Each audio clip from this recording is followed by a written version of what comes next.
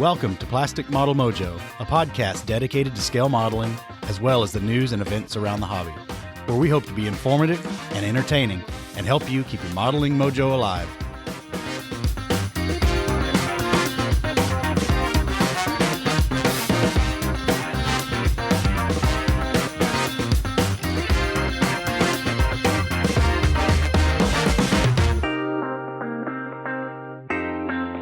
Welcome back, modelers. Thank you for tuning in again. All the snow and ice has finally left Kentucky, and we're being teased with a little spring-like weather currently. We're going to be talking about squirrels and rabbit holes in our special segment tonight, so let's get into it with episode 32 of Plastic Model Mojo. Well, Dave, we're back for more fun and games. Sounds great, Mike. Can't wait. And tell us who's in the third seat tonight.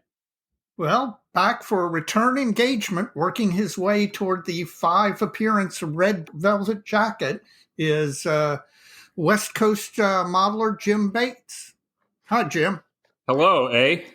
Hey, And, got to get the Canadian in. You gotta. Thanks for thinking enough of us to come back again. Thanks for having me back again. Well, you're welcome. Well, among other things, Jim is responsible for John Miller coming on our podcast and then agreeing to do regular episodes with us. John and Jim live out near each other and model together, and Jim's been very good about getting John to come on to the podcast. Well, we'll have to get him back on here before too long. Yep, absolutely. And you too, Jim. Yep, always. Anytime. Well, Dave, what's up in your model sphere? Well, my model sphere is kind of hectic right now, Mike. It's a little bit scattered. Work has been very busy. Like I've mentioned a couple of times previously, my job is one of those jobs that the pandemic didn't make less work. It just made more work. So that's been kind of distracting. Then, as you well know, the last week or so, we had some interesting weather for Kentucky, not our usual winter weather. And We had modeling weather. yes, excellent modeling weather, as long as you've already got the driveway shoveled and the ice cleared off the cars, et cetera, et cetera. So that took some energy. And then I've gotten some modeling done, especially when I'm trapped into those snowstorm type days, but it's been a little scattered. It hasn't been as efficient, and also I'm battling a little bit of fear, the subject that Jim talked about last time he was on. So maybe we'll dive into that later. So what's your model sphere been doing? Well, I'm testing a new microphone tonight, so It sounds good. So if this works out, I'll be ordering another one for you. And, Good. We'll be set. We'll have 3 microphones, so we can go remote and have somebody else on the third line. It still looks like April is, assuming Indy holds their date, which so far they have. It looks like April is going to be our chance to go remote and go to a model show. We'll see how that goes. Fingers crossed. Well, what's up with you, Jim? Outside of gluing plastic together, that's modeling related. Not really much. To follow up on what Dave said, I've never talked about this before, but I'm on the IPMS Canada Executive Board, and we had a meeting last Thursday, and unfortunately decided that we're not going to sponsor our IPMS Canada Best Canadian at this year's Nationals because we're concerned not enough Canadians will be able to get there. Well, that's probably fair enough. Yeah, because with the border closed, we're not sure they can travel. Yeah, well, Jim, that means you and I are going to have to represent extra hard at the Nationals for IPMS Canada. Which means we'll just have to drink all the beer, yes. Exactly. We're going to have to drink. Now, you're going to need to get into training right now and start increasing your beer consumption so that we can do the Canadians proud when we get to Las Vegas. Sounds like a plan. Yes, eh? No way, eh? Speaking of modeling fluids, Jim, what's your modeling fluid of choice tonight? Well, I have mentioned a couple times that I tried to do dryuary, but it's no longer January. So I actually, for the first time in about a year, bought some beer, and I am drinking Black Raven Pilsner. Black Raven is a local brewery in Bellevue on the east side of Seattle, and I'm really enjoying the Pilsner. It's a good one. Is it something you've had before? Yes, I have bought it before. The funny thing about it is I used to live up in Bellevue, and when I went up looking for it at the Bellevue grocery store that's got a great beer selection, couldn't find it, but our little grocery store here in Tacoma has it. Well, good. I'm glad you found it. Hope you enjoy it. Yep. Mike, what's your modeling fluid this evening? Bullet. Bullet. That's all he said. Bullet. Well, it's obviously a fave. You keep going back to it. It's a fave. I picked it up over the weekend. Probably had a little too much Saturday night. Well, yeah, you survived, right? I survived. Yes, I'm alive and kicking. There you go. What about you? You about to pull a can tab right now? No, actually, I've already opened it. I'm drinking them out of bottle. Mike, do you remember when you and I went to the IPMS U.S. Nationals in Oklahoma City in 2003? Yes, I do. That was the best of times. Yes, it was. Well, one of the nice things was that right down from the convention hotel was this bar called Brewworks that had like 103 beers on tap and a beer selection way beyond that. Well, there is where I discovered something called Ace Pear Cider by a company, the California Cider Company in Sonoma, California. I remember that. And I fell in love with that stuff. I thought you were a weirdo. Yeah, I know. Well, I am, but that's neither here nor there.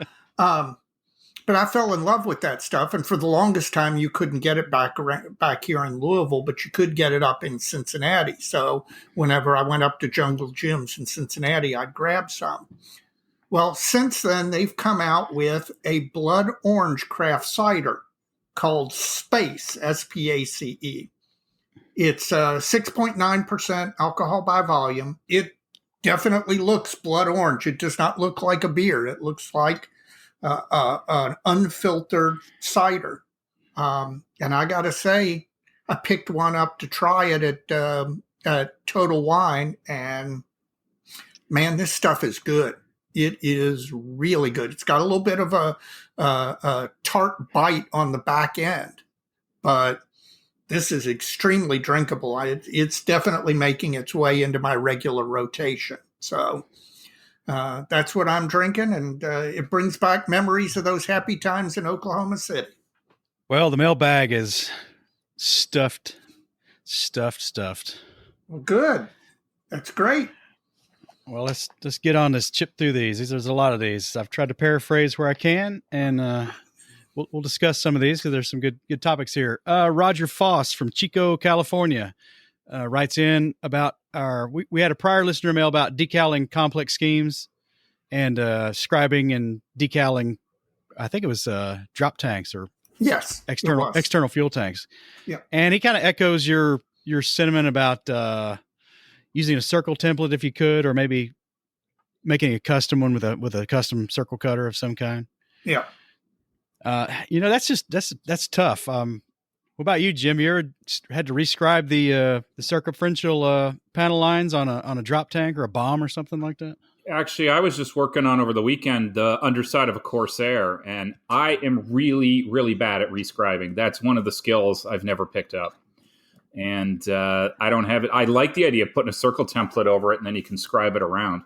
Assuming you keep it level. Yeah, therein lies the problem. Yeah, there is the challenge.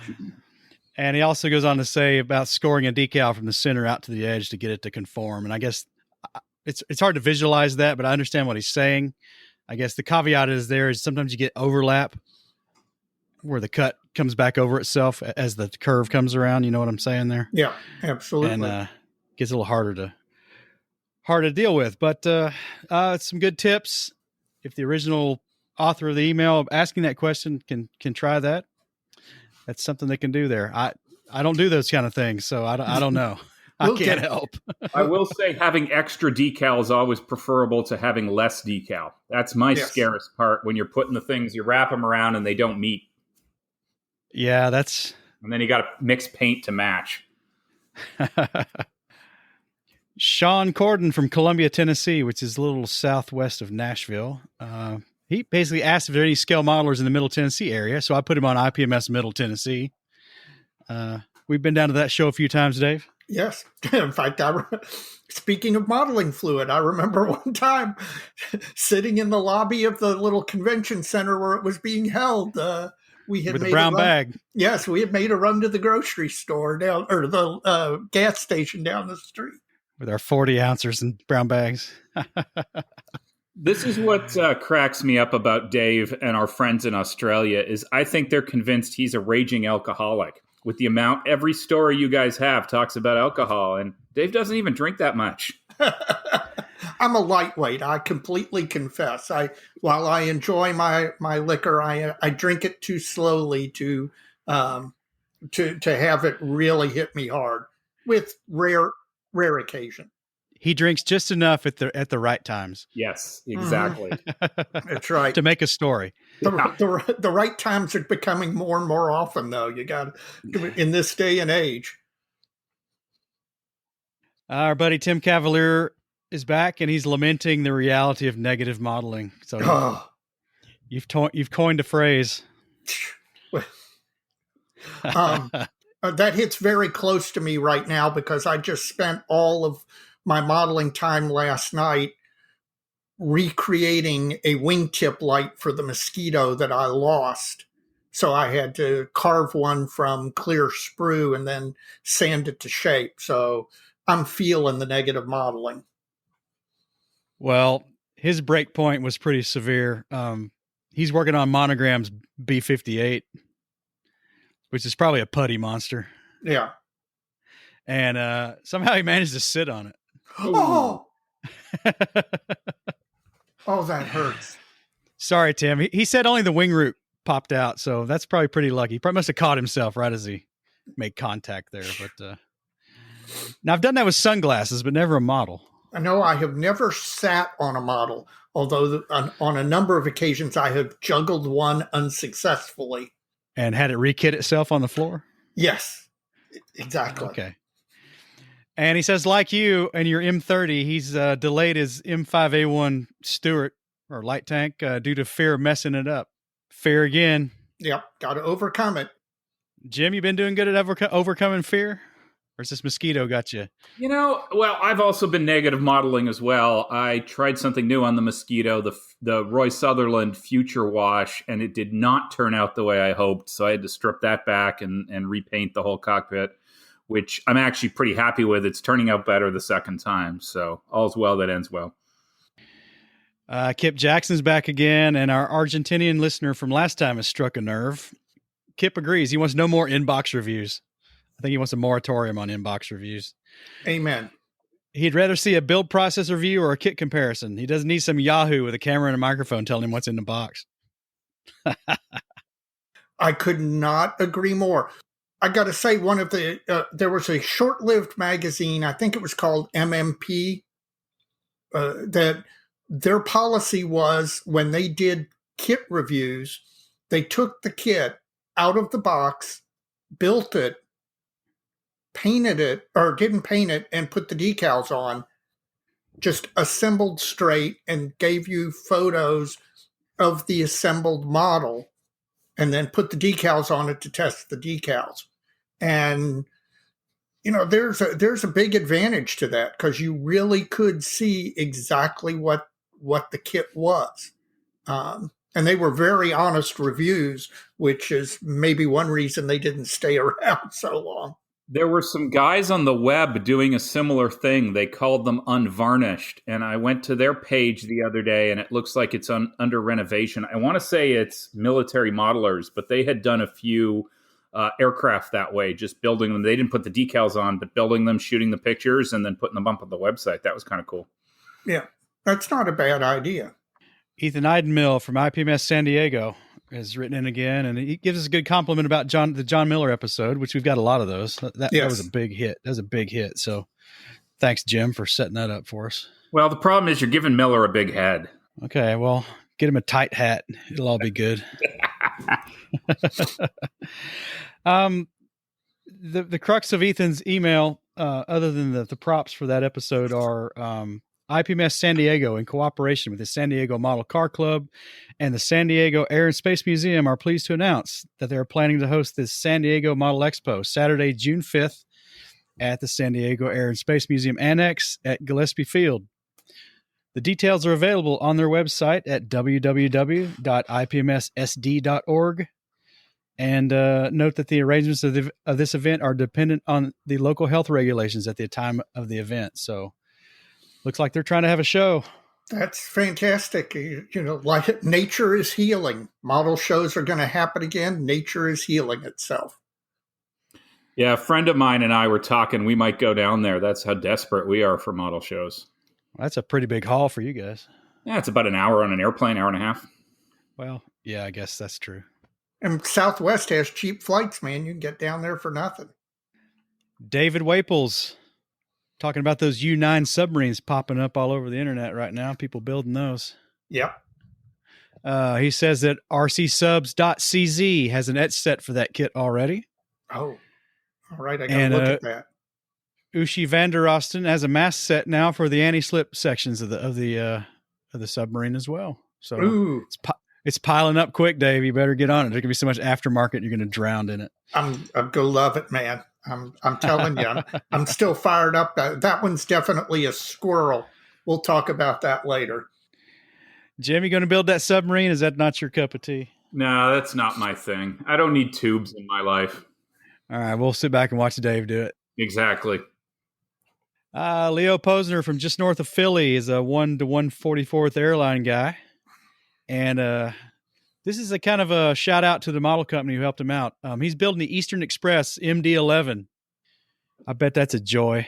Oh, I bet it is. Now, it was missing a part, but a quick side, I got on their website when he sent this. I didn't realize they made so many civilian aircraft in that scale. Yep. Anyway, it was missing a part, so he contacted Eastern Express in the Ukraine. A gentleman named Mikhail answered very promptly and was saying, it's going to cost more to ship that part than it does to make this entire kit. Is there anything else we could do?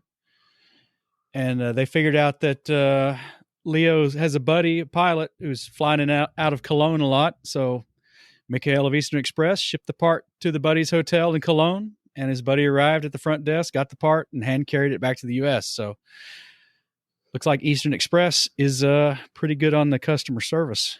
That is a fantastic story. Man, I love to hear companies going the extra mile. And I don't blame them for trying to save some money and figure out how to get them the part as economically efficiently as possible. That's just a great story. Friend Stephen Lee from Sprue Pies with Frets recently tried a beer from Clown Shoes Brewery called Rainbows Are Real, and I forgot to put the style of beer it was in the notes, so excuse me, Stephen, for that. But he says he wasn't a fan, and I would say that probably started with the name Clown Shoes. That's exactly what I was going to say. I'm not sure I could drink. I don't have whatever that phobia is, the irrational fear of clowns, but I am definitely not a clown fan, so I'm not sure I'd try Clown Shoes Brewery. Now, he said what this had in it. It had a lot of pine and, God, something else. Basically, he made no, but it was, it was, the word was almost turpentine, but it wasn't turpentine. But he said, this tastes like you mixed it with Mr. Surface Leveling or Mr. Color Leveling Thinner. I was just about to say somebody heard Dave rave about unicorn tears and put it in a beer. Hey, you know what? I have not tried tasting Mr. Unicorn Tears. I do not recommend anybody do it. Understand me. This is a joke, but by God, it could do everything else. I wouldn't be surprised if it could freshen up a beer. Well, I'm gonna try this just out of curiosity because there's only one beer I've ever had I could not drink. Well, And okay. I don't remember. I don't remember the name. But back to the prior listener mail, it was from the Ukraine. So I don't. I don't know. I'm going to try Rainbows Are Real. We'll see. Okay. All right, Stephen, I'll let you know how it was. But he had some nice words about the Red Army uniform segment. So thank you for that. And good luck on your beer selection next time, Stephen. Amen. Nick Westcott, no geography given. Favorite modeling fluid is Glenmorangie 10 year. So he's a Scotch guy, Dave. Oh, good stuff. Jim, you like Scotch? I'm not a big Scotch guy. I tend to stick to the bourbons and the Canadian whiskeys. Well, my wife likes a lot of scotches, not a lot of Scotch in general. But, let's phrase that correctly. Yeah. Dwayne Bagley from Kalamazoo, Michigan. Now, this is an interesting one. Do we have any go-to or can't-miss modeling publications? Now, Dwayne, I'm an IPMS member and an AMPS member, so I get the IPMS Journal, I get AMPS Boresight, and I subscribe to Fine Scale Modeler. I rarely pick up any other publication right now unless it's something that catches my eye or I'm traveling or something like that. So I don't have any go-tos. All my go-tos dried up and went away. I used to buy a lot of the old British military modeling, and because I like that magazine. And God, what was the other one? Military Miniatures and Review. Another great magazine that's defunct now. That was a good one. That was a phenomenal magazine. Jim, you got any? Well, this is going to sound biased, but I would say my favorite magazine is IPMS Canada's Random Thoughts, RT. Steve Sauvé does a great job of just getting goofy stuff in it. And I still read Scale Aircraft Modeling, and it's kind of all over the place, and they've run through a lot of editors, and you never know what you're going to get. But I got a cheap online subscription. I read that. Well, with me, let me echo Jim. IPMS Canada's RT to me is the one modeling magazine that when it comes, I will sit down and read cover to cover. Steve is an excellent editor. The articles are always interesting, even if they're not in my particular subject area. I can't recommend IPMS Canada's RT highly enough.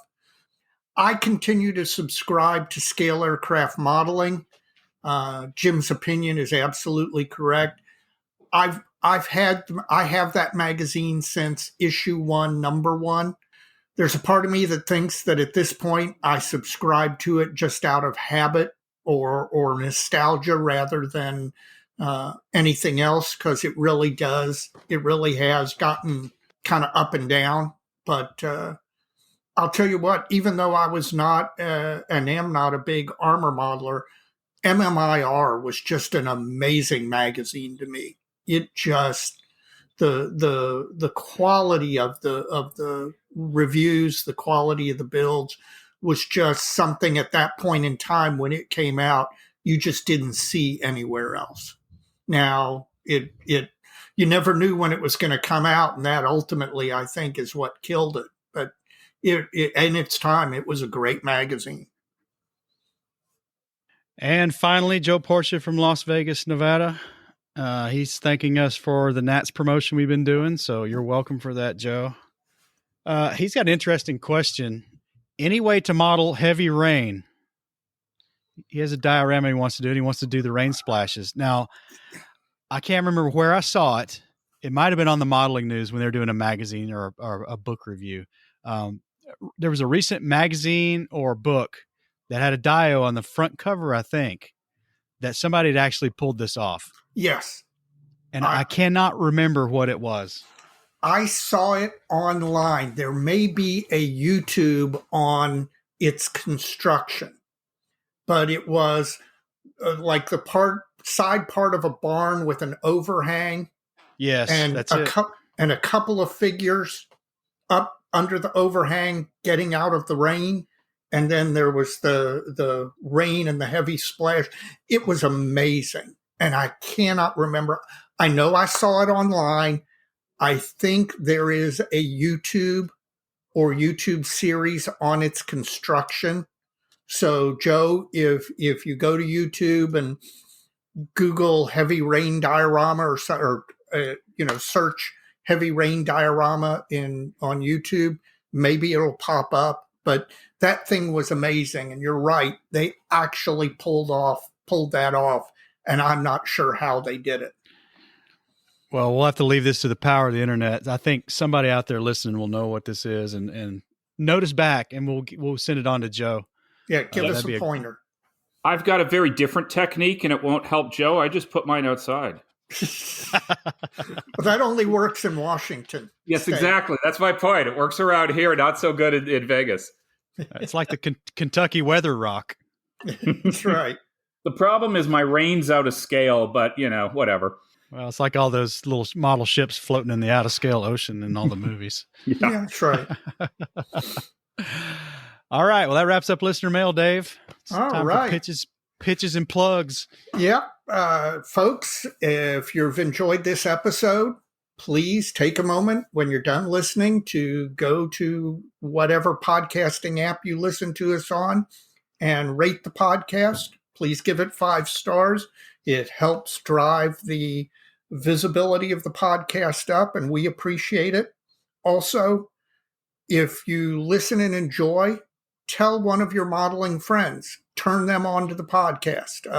I know only a small percentage of modelers listen to podcasts, and we'd like to grow our audience. So the best way for us to do it is have somebody recommend us to a friend. So please do that if you would.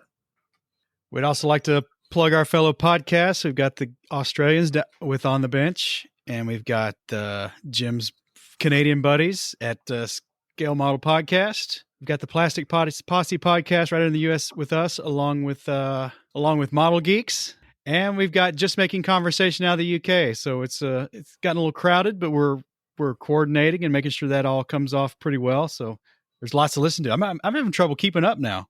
I am too. I'm managing. 3 of us. Yeah, but there's some good stuff out there. Yep. We also want to plug our non-podcast content generators. We've got Stephen Lee with Sprue Pie with Frets. We've got Jeff Groves, Inch High. Mm-hmm. What else we got, Dave? We've got Hale Wallace with Model Airplane Maker, who is doing both a blog and he's started to do videos. And his last couple of YouTube videos have really been great. Jim, of course, does a Scale Canadian TV, though not nearly often enough. I will be dropping one tomorrow night. Okay, but when are you going to record an episode? I'm going to record and drop it tomorrow night. Okay, you clearly didn't get that joke. Oh, I got it. I just ignored it. Well, Jim, give us the details on that since you're here tonight. Well, what this all started is when COVID went on lockdown, I just started doing basically video blogs, and it's just me talking. And my whole goal is kind of just motivate people and motivate myself. It might have worked for the first one. It's worked less for the second one. I also have a blog at scalecanadian.com where I occasionally write things that interest me, though less than in the past.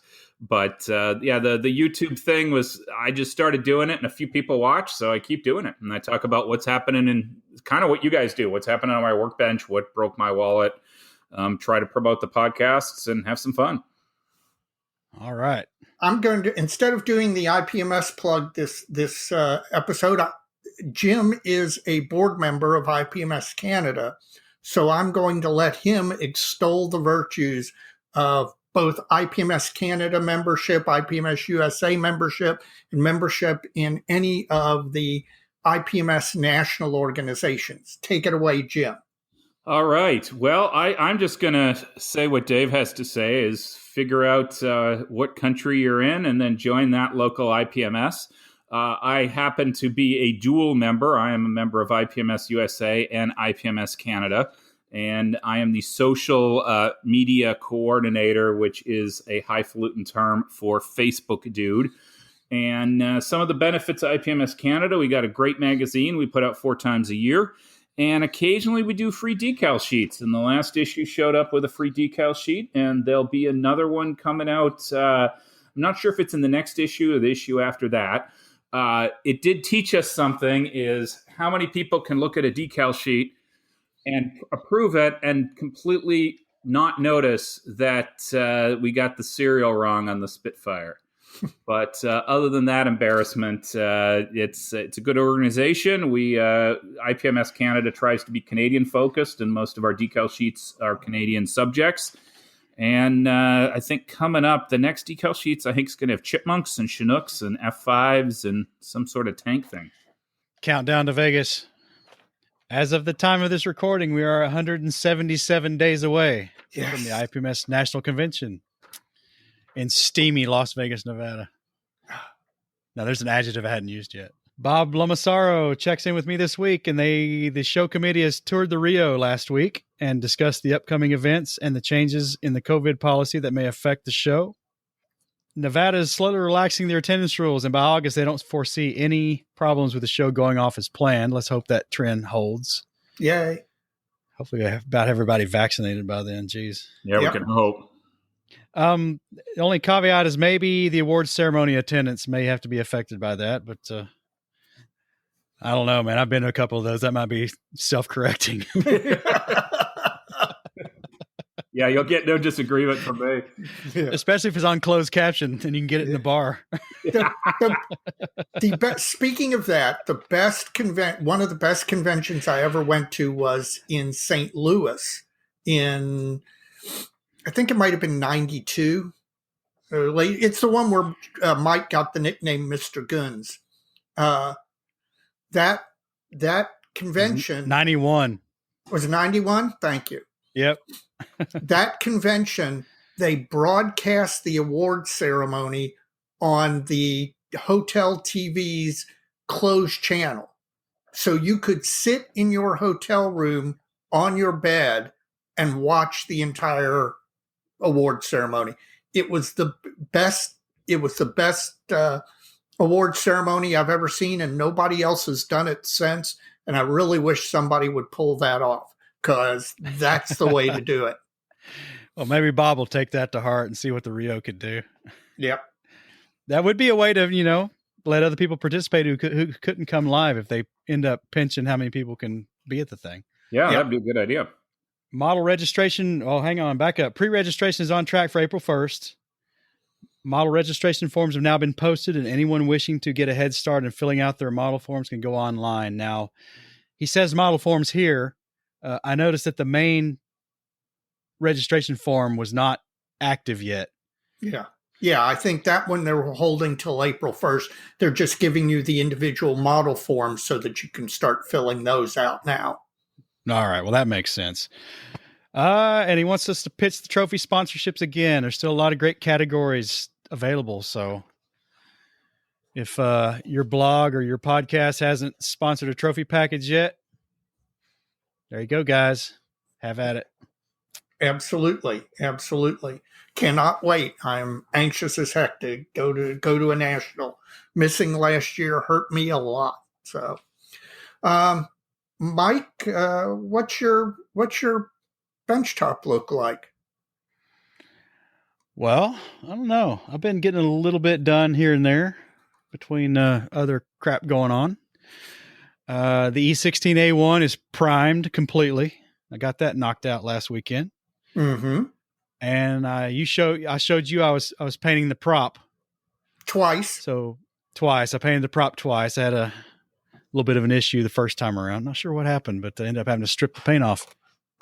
I masked the yellow stripes and painted it brown, so it's looking good. The props painted. A little bit of fear setting in now that I've got to figure out how I'm going to go about it. Am I going to do some black basing? No, probably not, since it's already primed in light gray. But am I going to start cutting in all the panel lines and details in black and doing the marbling, that kind of thing? I may do that, but right now it's put away in the case because I really want to press home on the other one that's on the bench. There's this 2 anti-tank gun, which if I don't stop on one, I'm not going to get the other one done. It's the way it's kind of going. So the oil paint work on the anti-tank gun is almost done. I'm really ready for the dirt and grime now. And I also started working on the base. I started with the planking or the pallet that goes under the gun. We were talking before we started recording about using that 80 grit super sanding block from Goodman Models to put the wood grain texture on my strip styrene, which has worked out really well. And since I've done the planking for under the gun, I've built one of the revetment walls and use the same technique there again, texturing it with 80 grit, the 80 grit sanding block, and just making that out of styrene stock from Evergreen. So that one's moving along pretty good. I'm probably going to keep working on the base and get all those wooden parts done and start painting those and see what's going on. But like I said, one needs to go away for a while. So the E16 is in the display case to keep the dust off of it. I'm going to press the ZIS2 on to finish or near finish before I pull that out again. And maybe I'll have the nerve to paint it at that point, because that's the big hang up. That's great. Well, I can't. First of all, I like what you're doing with your base work. On the ZIS, do you know the pallet the gun sits on? Would they transport that with the gun, or would they make a new one every time they got to, their next spot where they dig in? I have no idea. Okay, I didn't know if there were pictures. It's to keep it out of the mud once it starts getting wet in the emplacement, I guess, is probably what that's for. Yeah. Well, I really like what you're doing, and I really can't wait to see that ZIS go on to be finished. It's really coming along nicely. So, Jim, what does your benchtop look like? Well, I kind of just want to say squirrel and defer. If we talk about what's on my benchtop, there is a Sea Fury that needs paint in 48 scale. There is a 72nd scale Spitfire 9 that needs paint. There is a 72nd scale Spitfire 19. Both of those are Airfix that should have been done last year. I've got a 135th scale Tamiya Tamiya Valentine that I wanted to do for Valentine's Day. It's not done. I've got an Airfix 76 scale Cromwell and the Mosquito. That's a lot. Oh, and an Academy Corsair. So this is why I get nothing done. Yes, we're going to talk about that in our special segment. We will. That is definitely a lot. Dave, what's on your bench? Well, right now, first and foremost is the Mosquito, because I was lagging behind Jim and many other of the participants in the Mosquito group build. So I've been pushing forward on it. I've got all the major sub-assemblies done. And other than losing the landing light, which I had to reproduce from clear sprue, which slowed me down with some negative modeling, the Mosquito's actually moving along really well. Now, that's either because I'm really interested in the Mosquito or fear has set in again on the M30. I highlighted the gun shield, the rivets, and other spots on the gun shield. I highlighted all of the rivets and stuff down one of the split trails. I did the pin wash on the wheels, and it looks really good and surprisingly good for somebody who's never done any of this before. And it's ironic, whenever things are going right is when that you find some reason not to return to the model. And it's a combination of ADHD and fear. But at least the Mosquito has moved forward. I did get stuff done on the M30. It just is at a stopping point for the last week. But I'm going to try and push forward, not let that happen, and see where I can get to. I would love nothing better, Mike, than you being able to take the ZIS and me being able to take the M30 out to Las Vegas for the Nationals. So fingers crossed we both get to it. We can get that done. So we can afford it. Yes. What broke your wallet? Well, actually, I've been pretty good about this. The last 2 weeks, about the only thing I did was I bought some Plastaweld from Alpha Abrasives, along with some of their sanding sticks and other, Flexophile sanding strips and stuff. And the only other thing was I bought a famous aircraft of the world book on the Tu-128, which I didn't even know existed. Lord Bezos, in his Space Lord Bezos, in his infinite wisdom, I had looked at some things on Amazon regarding the Tu-128, and through the magic of the algorithm, next thing I know, here is, a suggestion for the famous aircraft of the world, which I have a lot of those books, but I just didn't know there was one on the Tu-128. And so as soon as it was suggested to me, I purchased it, and it came from Japan. And I just got it the other day and leafed through it briefly, and it's going to come in handy as I get the Tu-128 going back onto the bench and moving forward. Jim, what about you? Well, I made the mistake of going to Skyway model shop run by the evil Emil, and walked out of there with two things that I had no intention to buy, and that was a Ukrainian company called AMP have just done a Sikorsky S-51, and it had maple leafs on the box top, and I couldn't resist myself. And I also broke down and bought one of those Edward Bumblebee ag sprayers, just because it looks like a nice kit, and a friend's building one, and I have no control. What hasn't broke my wallet yet, but will be breaking my wallet in a couple days, is a company by the name of Flightline Engineering is going to release at the end of the month a 1/72 CF100 3D printed resin update set. And Obscurico did a resin update set for the Hobbycraft CF100. This one's got some additional details and some other things, so I think I'll probably pick that up. I will as well. Well, I've been pretty good. I'm finally an owner of a bottle of Mr. Color leveling thinner. Yay! Don't put it in the bullet. No, I won't do that.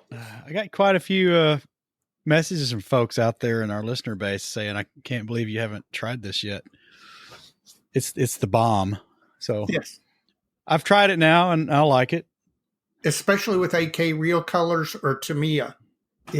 It's magical with those two. Well, I used it with Mr. Color, which is what it's made for. Yeah. And that was their Japanese propeller color.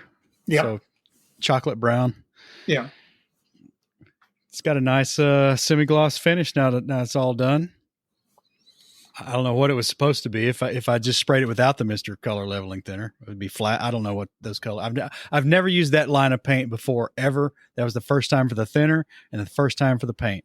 Good. That's great. That's your plan for getting better. I guess so. And I picked up some other consumables. One, the Japanese propeller color, and then a bottle of a life color I've been chasing for a while, thanks to John Bonani. Suggested this color for me based on one of his builds. I need a good source for life color. I can't find one in the United States. SR Scale Reproductions used to bring it in fairly regularly. I don't know if he still does, or if he special orders, or if he still has access. But at one time, he had a fair amount of life color, because I've got a number of bottles of it, particularly their Kriegsmarine colors. Well, I'll keep looking. There's some more colors I want, but they're just nobody's got them. It's probably the pandemic's making it hard to get right now, but we'll see. Yeah. Mike, are you looking for standard colors or the box sets? Well, I'm looking for one of the box sets or the individual bottles from the box set.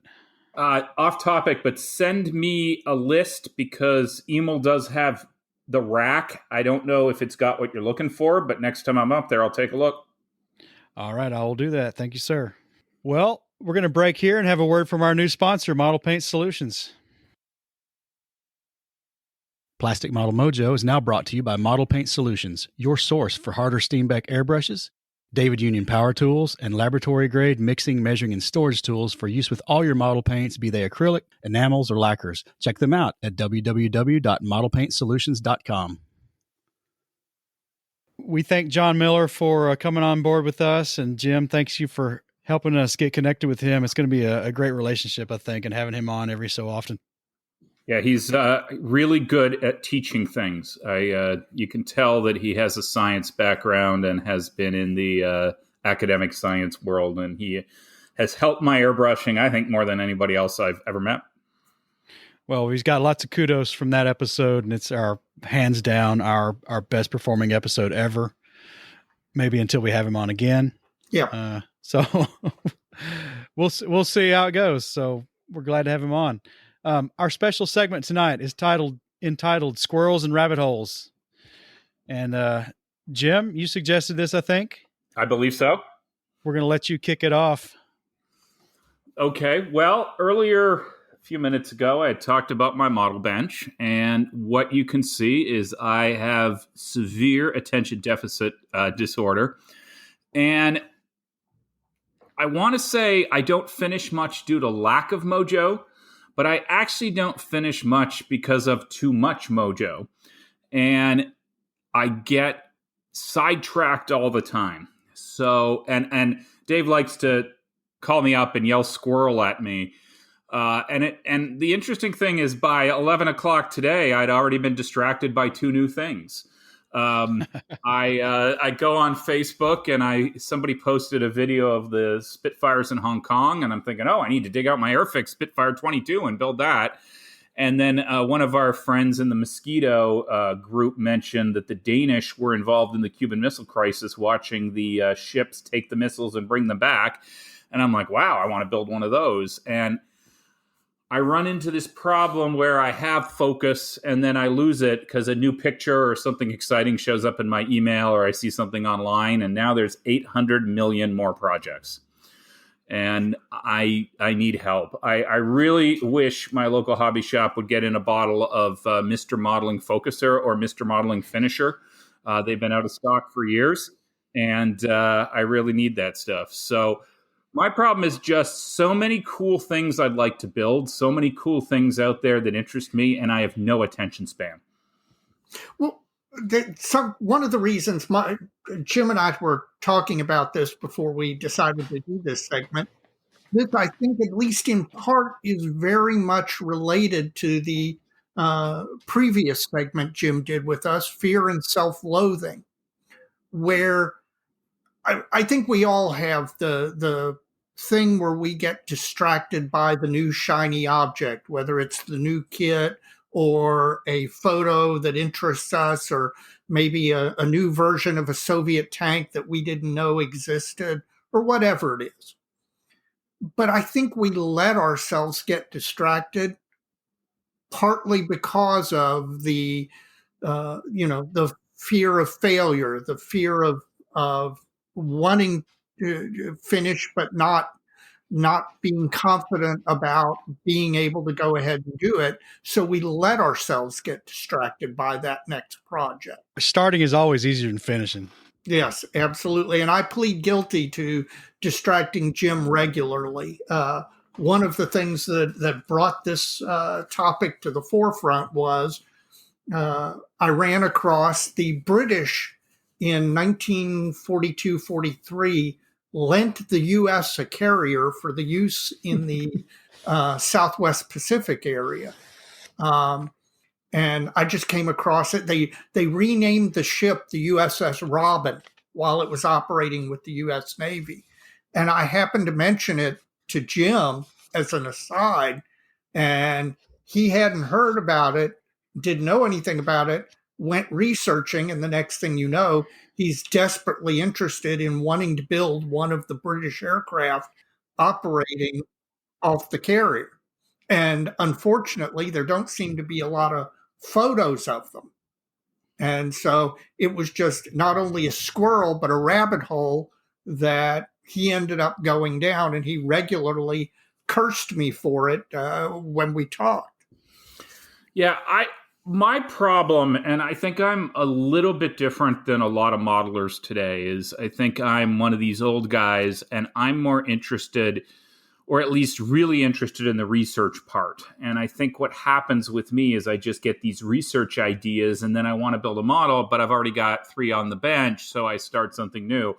I'm impressed with myself, Dave, because I never started that Avenger that I wanted to build off the Robin. But I think that's where I think we all, we are all interested in different things. Like a lot of people are really interested in weathering or painting. And I think I'm a research guy. And it really distracts me because I start researching things and find cool things and then find other cool things. And next thing you know, no models are done, but I've filled up another hard drive full of photos. Well, Dave, that happened to me today. I know. That was ironic that we were going to do this episode. And this morning, both you and Jim contacted me, both having been distracted by new and interesting items. So mine today was, I took a little break at work and I was on German eBay looking at photographs, German soldier snapshots. And there was this knocked out or abandoned Soviet T-60 light tank. And it was the version where they had all the extra applique armor around the turret. And it had an octagonal turret hatch, which normally is kind of bean shaped or kidney shaped. And I was like, man, I've never seen that before. What's up with that? So the next thing I know, I'm on eBay looking through all the kits of the T-60 from Mini Art, trying to figure out what the hell this thing is, looking at scale drawings and thinking, oh man, this is unique. I gotta build this. Well, it turns out Mini Art has kitted that version. It was the version of the T-60 that was built at, I can't remember the factory number, but it was located in Stalingrad. And it had an octagonal hatch instead of this round hatch, which was kind of cool. So next thing I know, I'm looking for the cheapest price with shipping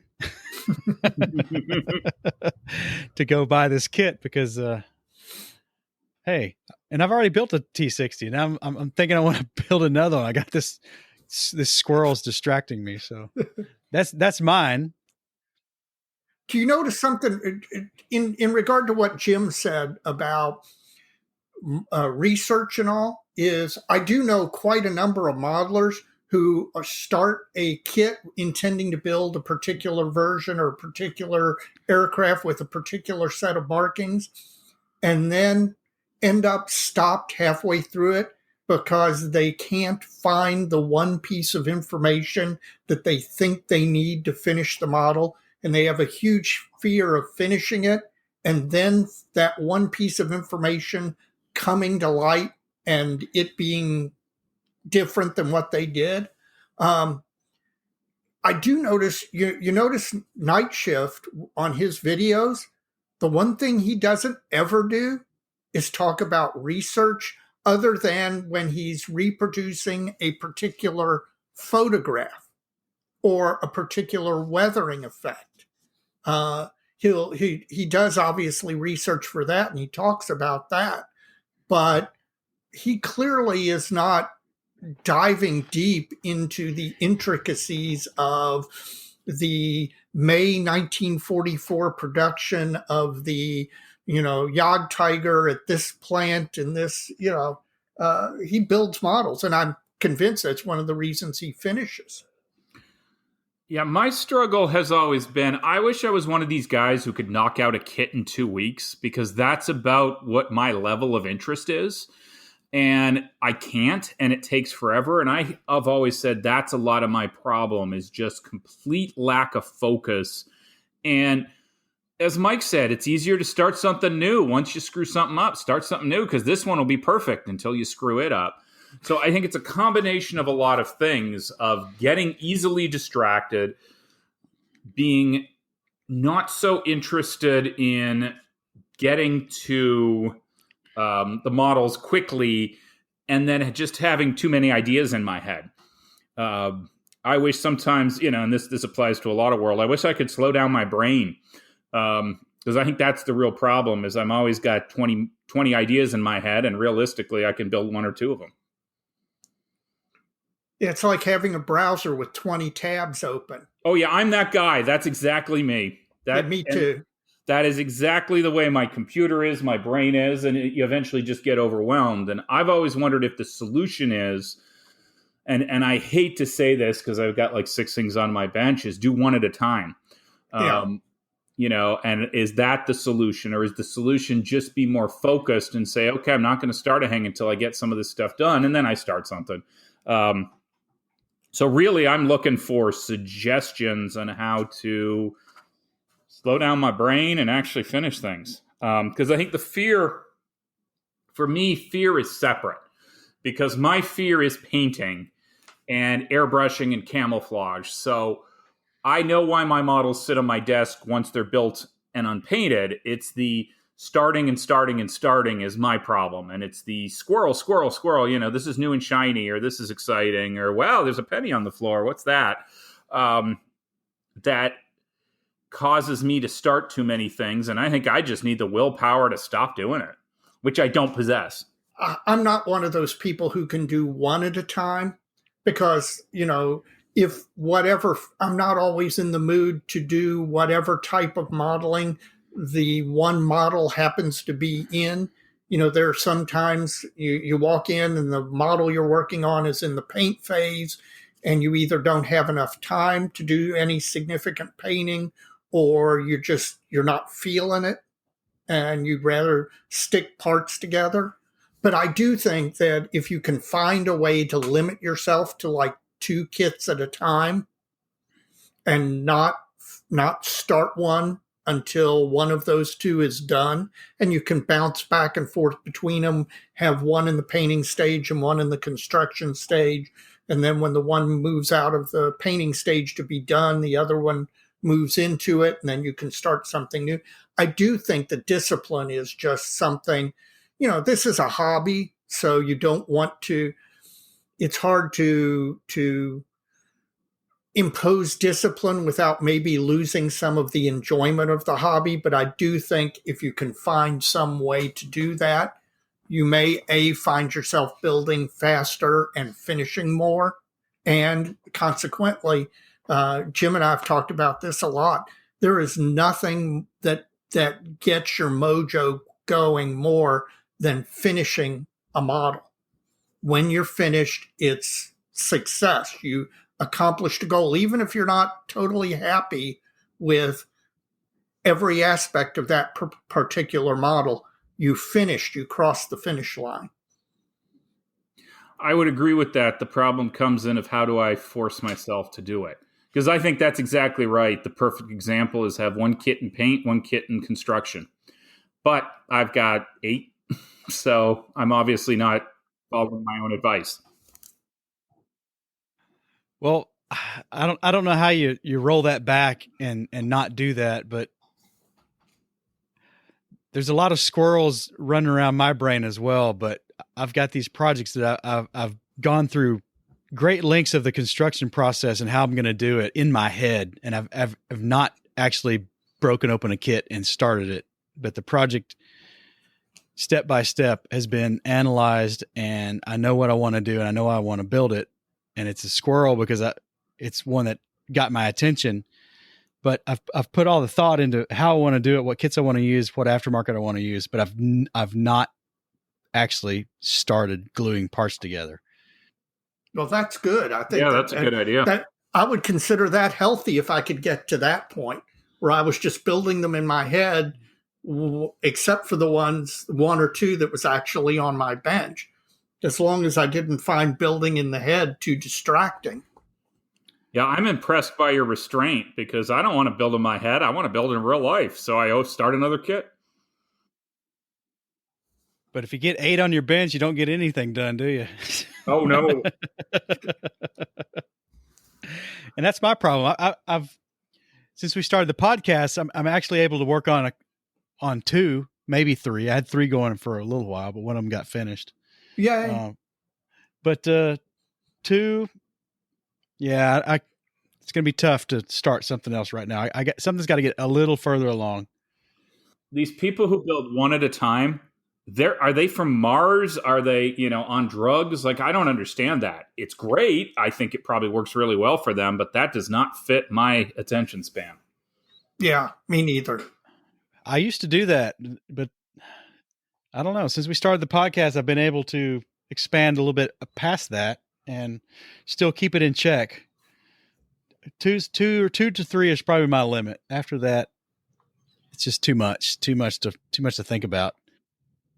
I do think that Jim brought up a really good point, which is and this is one of the many things I would like to get better at. I don't know what my plan for getting better is, but I definitely recognize it's a problem. I need to be able to build faster than I currently do. Part of it is it's not necessarily that I don't have enough model time, enough hobby time. I mean, I would always like more, yeah, but I think I have sufficient hobby related time, but I find myself not accomplishing the modeling tasks in the modeling time that I have. If I could learn to build more efficiently, then I do think that it would help with this problem of, letting yourself get distracted. Well, that's squirrels. Rabbit Yeah. holes to me is something completely different.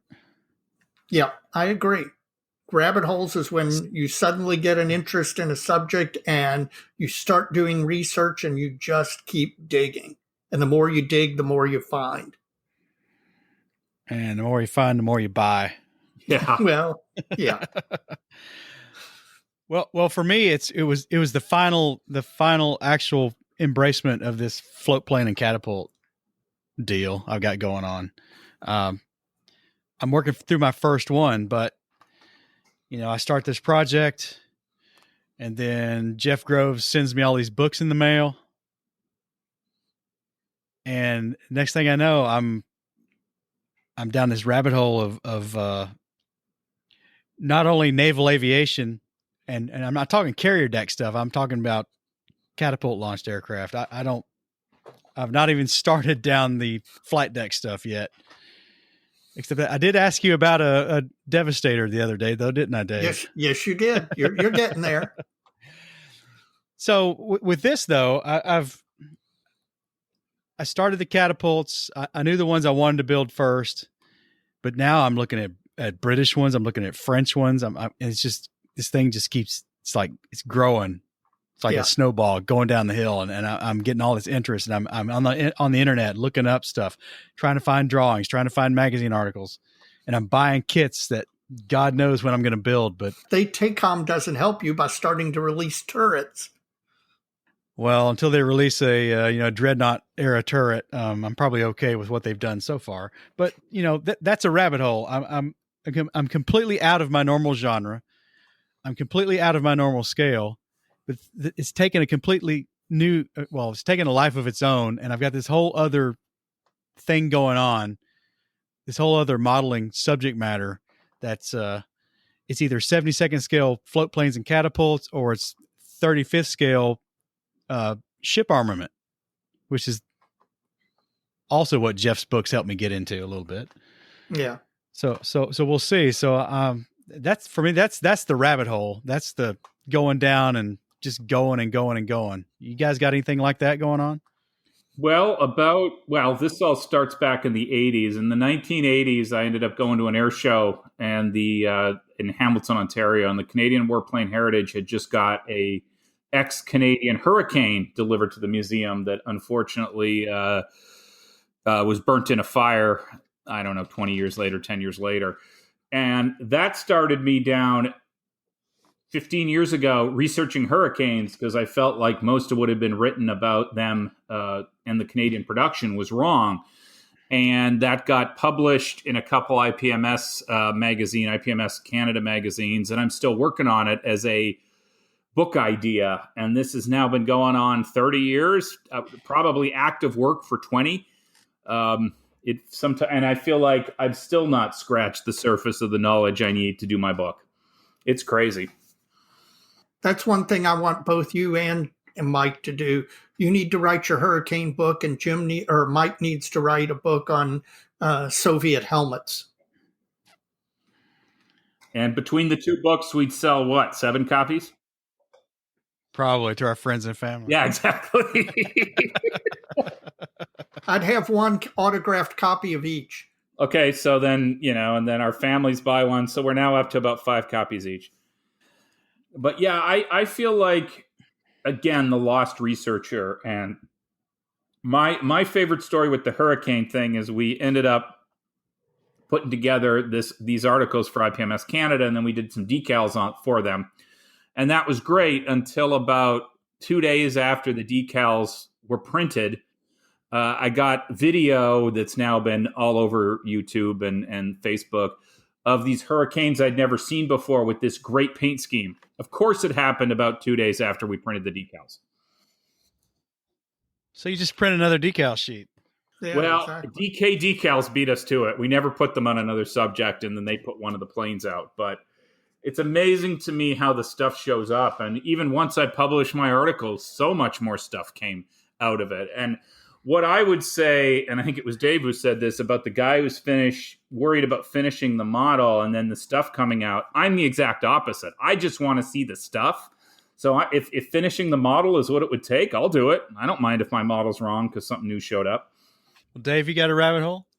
Well, yeah, I got more rabbit holes than or an opinion. Yeah, than a German Hassenpfeffer factory. What I find fascinating is things that we don't know that we should know. Dana Bell does a really great talk on Patrol Wing 10 in the Philippines right at the outbreak of World War II. These things were painted in some really bizarre multi-tone scheme, and nobody is 100% sure what the actual colors were.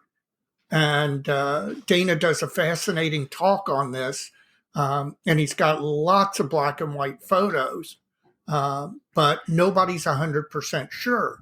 And it's things like that I find fascinating, that there should be an answer. It seems like somebody should know there should be a photograph, but there aren't. I'll tell you another one.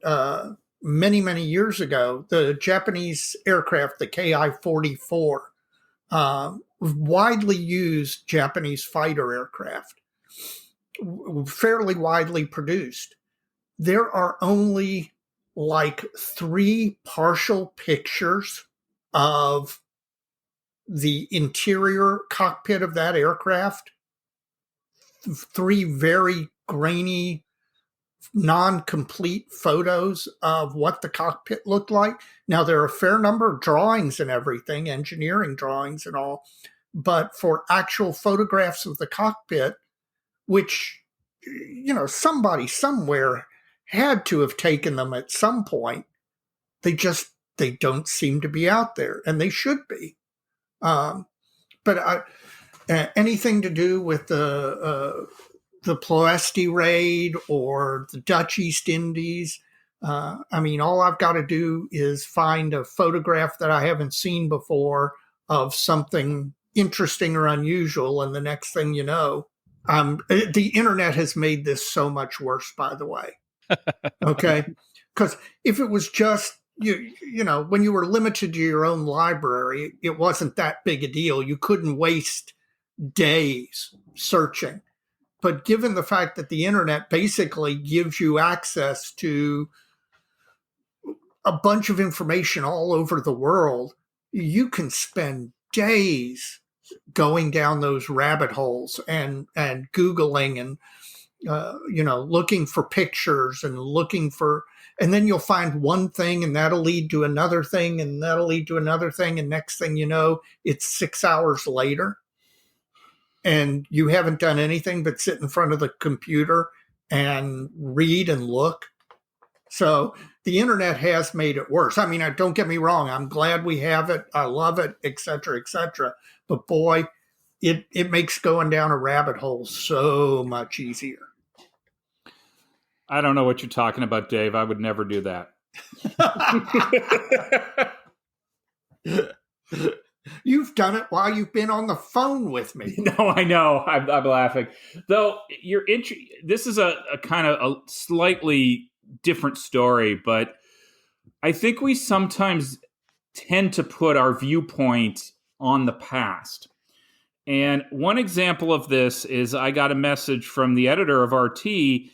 A gentleman in Canada had a P-51 that was painted all black, and he bought it, I think, in the 70s and sold it sometime in the 90s.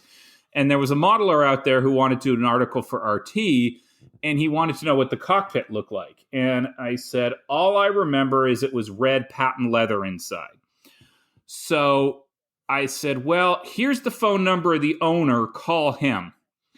And so this modeler did that, and he's like, I don't have any pictures. And I'm thinking to myself, in 2020, if I had a P-51, every time somebody wrote in it, I'd snap a picture with my phone. But we didn't have that in the 70s and 80s. And in the end, he found what he was looking for, because the restoration shop that restored the airplane took before and after pictures, and some of the before pictures had the funky cockpit. But I think it just shows back in, this was the 70s and 80s, but imagine the 40s, cameras were pretty rare. So it doesn't surprise me this stuff is harder to find. And a lot of stuff probably just got thrown out because people, somebody died, family said, who needs pictures of cockpits of weird Japanese airplanes, and threw them away. Yeah, that's the one thing I worry about every day is that we have this generation passing now, and I do enough probate stuff, Jim. I know that's your area, right? But I do enough probate stuff to know that a lot of those things just get tossed. Nobody realizes the value of them. I guarantee you, somewhere out there is some veteran who has pictures in a box that show things that we've never seen, versions of aircraft or vehicles or whatever that we've never seen. That's, Mike trolls German eBay looking for that stuff. And I know he's found it more than once. Yeah, I was amazed the first time he mentioned that at least there the family seemed to realize this is worth something. Let's try to monetize it. Whereas I think a lot of it just ends up in the trash. Like, I've even heard stories of aviation companies just throwing away their archives because they don't want to pay to store it. Yeah. Dave, do you have a modeling rabbit hole though? I've got 700 scale submarines. Yeah. No, although I will say, now that you've got me building that 35th scale Soviet gun, I have found myself much more interested in that particular subject, artillery, Soviet artillery. I have a real interest. I have a real interest in the Polish campaign of 39. And I recently found there is a series of YouTube videos and I cannot remember the name of the channel, where the guy does videos that are basically old either photographs or film of combat knocked out vehicles. And he's got one on Polish vehicles in the Polish campaign, and he's got one on German vehicles. And I could sit and watch those for hours. And the more I watch, the more I'm interested. I've already started doing the research for the TKS, and now that the 7TP has been announced, I can see that, which I know nothing about. It's an area that I have no foreknowledge, so I can see myself spending a lot of time going down those rabbit holes. Well, new stuff is always exciting, so I think that's kind of what propagates the problem. Yes. Anything else on Squirrels and Rabbit Holes? If any listeners have any bottles of Mr. Model Finisher and Mr. Model Focus, please email me. I'd like to buy a couple. Yes, absolutely. Absolutely. And if anybody out there has tips for being more focused, for avoiding letting yourself get distracted, I would love to hear other modelers' strategies. For not doing the new starts. Yeah, for not doing the new starts and not letting yourself get distracted by every new thing that comes along and keeps you from finishing what you've got in front of you. Well, hopefully they'll turn up a 400 milliliter bottle of Mr. Color or Model Finisher. There you go, Mr. Model Finisher. So Jim, do you have any shout outs for anybody this episode? I do, and this person's already been mentioned a couple times. Jeff Inch High Groves sent me a little box, and what I thought would be in it were a couple B-17 long turrets, not Cheyenne turrets, for my Airfix kit, which were in there. But there were a bunch of other little 3D printed vehicles and other things, which I've not even completely explored. So thanks, Jeff, for that. I'm going to have to shoot him an email and, one, thank him, and two, figure out what some of these little trucks are. They look neat. They're 3D printed all in one piece. So that was a neat surprise. Cool. He must be downsizing. I wonder if they're test prints or something, and he's playing around with stuff. But nonetheless, I appreciate him, so... Absolutely. So, Mike, how about shout outs for you? Well, I'm going to shout out the show contributors as usual. We got a few more new contributors to Plastic Model Mojo. Sean Corridon, who we mentioned in listener mail from Middle Tennessee. Tim Cavalier is back for a repeat contribution, and Matt O'Meara. So, guys, we thank you for contributing to the show. All this monetary assistance helps us bring the podcast to light and keeps us moving forward with our hosting and our equipment costs and all that. So if anyone else would like to follow their example and contribute to Plastic Model Mojo, you can go to the website, www.plasticmodelmojo.com, and in the upper right-hand corner, there's a heart icon to make a PayPal donation. And we really appreciate every penny we get is really flattering, and it really helps us out a lot. So thank you. So anything else other than our wonderful contributors? Not tonight. I don't think so. Well, I've actually got two shout outs, but they're related. I'd like to give a shout out to our co-host for the night, Jim Bates. Jim not only has been a good supporter and friend of the podcast, but he has also facilitated Dr. Model Paint Solutions, John Miller, coming on our podcast. And then John was not reluctant, but not, he needed a little encouragement, and Jim encouraged him. And I'd like to thank John Miller for coming on. I'd like to thank him for agreeing to sponsor the podcast. I'd like to thank him for agreeing to make a return visit sometime in the near future. He has lots of useful information, and I am glad to see him getting out there and spreading that information. Because as we got the feedback from his episode, I mean, lots of modelers really appreciated his gift at teaching what he knows about airbrushing. All right, Dave, I think we're at the end. I think we are, Mike. I think we've reached the end of another episode, and hopefully it gets our mojo moving forward, and we get some stuff finished. Well, if Jim will quit starting new stuff. Yeah, exactly. Hey, I got my mojo working. It just don't work on me. All right, Dave. As they say, so many kits. So little time. See you next time, Mike. Thanks for joining us, Jim. No problem. Thank you so much.